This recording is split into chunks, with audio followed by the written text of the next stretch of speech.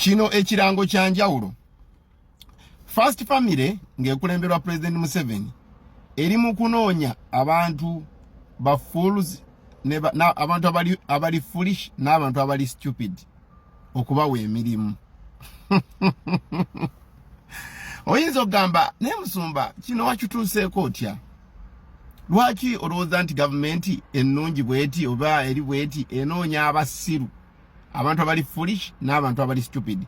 Nabaga nti ekigambo okubeera foolish, omuntu ali foolish amanya ekituufu n'atakikola, ate omuntu ali stupid ye n'ekituufu aba takimanyi.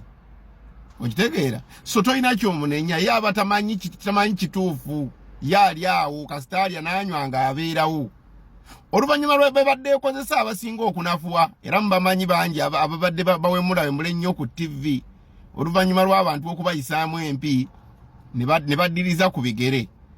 Alien skin oba kati ali mu kkomera simanyi. Okitegeera? N'abalala bano abayogera nti Kamiliyoni bamuwa akawumbi, nange bampe akawumbi, ezisigadde bakole bati, abo bonna bagenda banafuye stiru abaweddemu. Kati gavumenti eri mu kunoonya abantu abali foolish era abali stupid okubawa emirimu. Abantu bano era batandise okwesowolayo nga beeraga kuba ngenda kuwa kriteria betunuulira. Gavumenti etunuulira etya? Ekisooka ekutunuulira ng'osobola okuwemula n'okuvuma, kasitoba nga gwekakasa okuwemula n'okuvuma abantu abali ku nsonga entuufu abakaanira ekintu ekyabwe. Gwoba ng'osobola okukibuusa amaaso n'obavuma n'obawemula, gw'omulimu ojja gufuna y'omu ku kirungo ky'olina oba nakyo. Ekirungo ekyokubiri, olina okubanga amaaso go olina amaaso naye nga tegalaba, naye ng'olina amatu naye nga tegawulira. Gwe nga kyolaba si kyotegeera. Amaaso ng'ogayina gakuyamba just kutambula bumotoka butakkoona. Amatu ogayina gakuyamba buyambi kuwulira nti jangu okimemmero oba jangu tukuwadde omulimu, naye nga tobikozesa mu butuufu bwabikozesa. Bw'obanga teweetegeerera ng'oyagala nnyo omuntu akutegeerera akugambe kuba oyo essasi, nga gw'okuba essasi talina kyakoze, gwe gwenoonya, you are foolish. Gw'obeera stupid kubanga tomanyi kituufu. Okitegeera? Kakati gwe atamanyi kituufu ng'oli asooka kuba oyo essasi ng'akaanira ekintu ekikye, kati gw'omulimu ojja gufuna.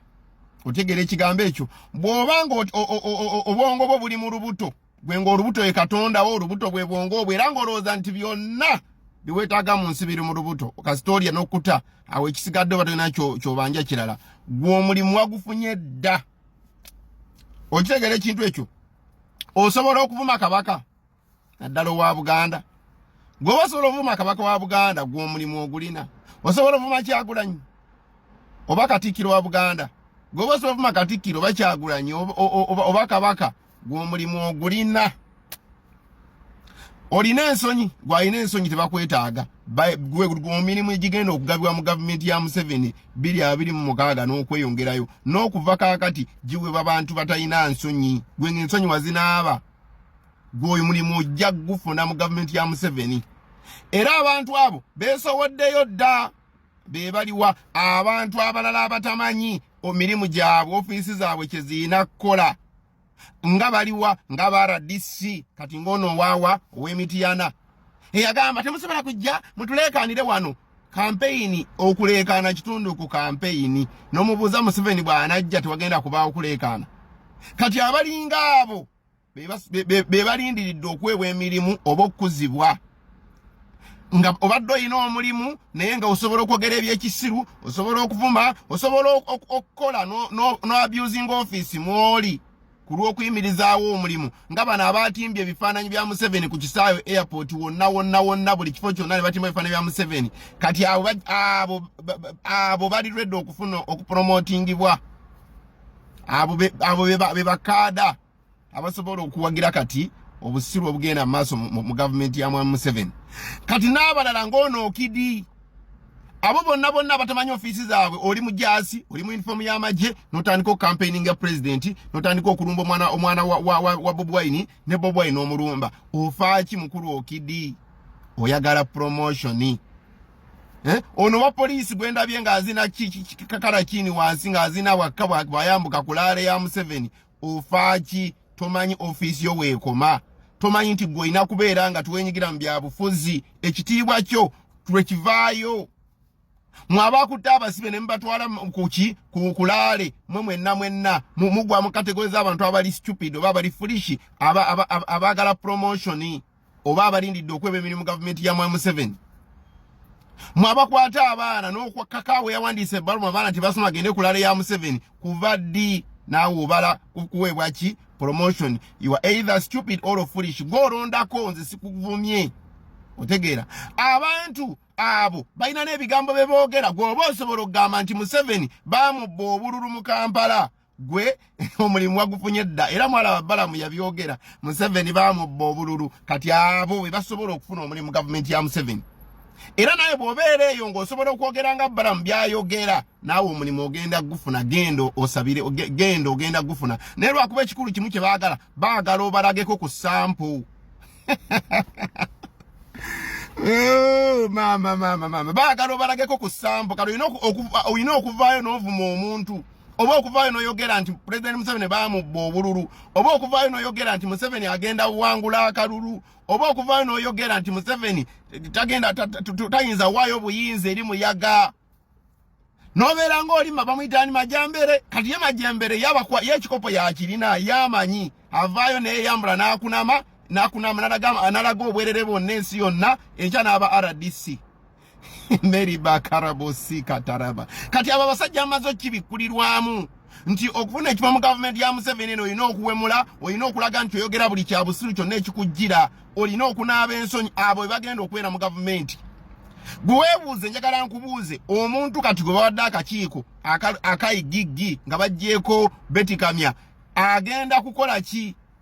Olwedde akuwadde omulimu akugambye ababbi tobakanga kati gwe akuwadde mulimu kukola ki? Akuwadde kulya ssente z'Abannayuganda ezitaliiko mbalirira oba ezitalina mulamwa akutaddewo okubeera kiguumaaza.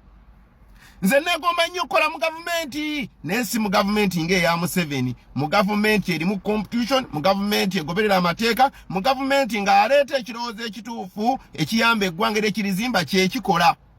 Era gavumenti yo bw'erijja nze ndi munnabyabufuzi mu musaayi ne mu mubiri ne mu ntegeera naye gavumenti y'amazima bw'erijja tugisaba emirimu ne tugikolera. Naye zino ez'abayaaye mubeere mwekka mwebbe gwe ne bakuwa omulimu oli permanent secretary ofuna $2 million n'ekitundu ne baga ne toganda ensente entono naye osobola okunyuka n'enguzi ey'emiliyoni 10 buli lunaku noge nti eno yana ogenda nze sobola kukola mu mulimu bwe gutyo kubanga enkomera bennasi kulya na kunywa kwokka naye omuntu tabeera mulamu na kulya na kunywa byokka wabula n'ekigambo ekiva eri Katonda oba n'ekigambo eky'amazima oba n'ekyobulokozi oba n'ekyobutuukirivu. Otegeera ekigambo ekyo. So mwenna kati nga bana abavubi baga nti kati eno cabinet ndese bavubi laba abavubi bali mu kukola oyo bamusibe alimba ate ngeri ku ground otusenga ekiriyo kirala. Ono wakakwata akafo n'ozimba gogorofa bweti n'ogamba nze nzikiriza mutata n'omwana n'omwoyo mutukuvu bonna nze mutata n'omwana siina gwenjawula n'ogamba banenze bwenziba siba waako abo kati basobola okufuna emirimu ki mu gavumenti eno. Okitegeera abantu abasobola okugamba batya Kampala tali mu Buganda gwe basobola okugamba nti Kampala tali mu Buganda gw'omulimu ogulina 226 weetegeke yambala protest boat bw'enaaba tebajjeewo tebatutenga mulinnya nga temulinnya. Ekirala bw'oba osobola okugamba nti gavumenti esooka ejje ku bannayuganda ettaka ebasasula oluvannyuma esooka ejje ku muntu akayumba ke ekatwale yeeyiseewo oluguudo beekolewo kyonna kyeyagala then oluvannyuma nga yeerowoozezza ejje musasule. Bw'oba osobola okugera that nonsense you are one of those people oli eligible for a job mweno regime ya Museveni. Otegeera bwe tuli obukiiko akakiiko nga kana aka Equal Opportunities Commission kati nga kagamba nti ebifo birina gabanibwa kyenkanyi walina baawo bwenkanya ku keki y'eggwanga kati abalya ssente zaako balya zaaki balya za bwereere zibadda ku mutwe singa baamazima ne balabeda nti muntu tulina kitukola tulya ssente z'abannansi za bwereere naye teri alizayininga. Otegeera ekigambo ekyo human rights si omulimu human rights gwe yali ekoze mu nsi yonna bukya eweebwa gwali gwakuwandiikira muwozi bbaluwa nti wayi muwozi ta edi mutwe naye abantu batwalayo emisango kati edi mutwe baamuta naye singa agenda naggulawo omusango mu kakiiko ka human rights ogenda nga bamuvuluga. okitegera abo bonna balya buli ssente abo bonna ku busiruko batudde